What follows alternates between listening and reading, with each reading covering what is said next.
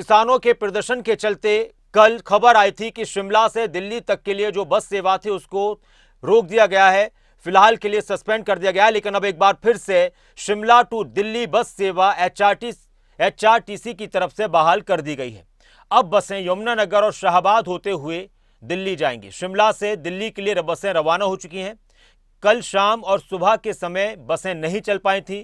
किसान आंदोलन के चलते, किसानों के प्रदर्शन के चलते बस सेवा पर रोक लगा दी गई थी, लेकिन अब फिर से बस सेवा शुरू कर दी गई है शिमला टू दिल्ली।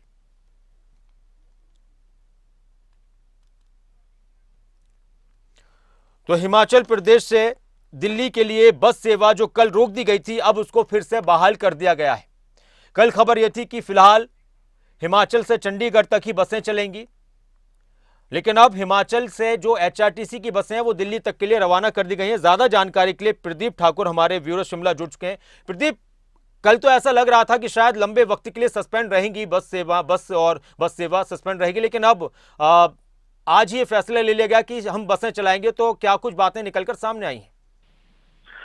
बिल्कुल, देखिए, जो हिमाचल से दिल्ली जाने वाले यात्री हैं और दिल्ली से जो हिमाचल आना चाहते हैं उनके लिए हम कह सकते हैं कि राहत की खबर ये है कि जो अब इस वक्त क्योंकि दिल्ली जिस तरह से सील की गई थी और वहां पर किसान आंदोलन की वजह से सब कुछ बंद हो गया था, तो ऐसे में पिछले कल बसों का चालन जो है वो रोक दिया गया था।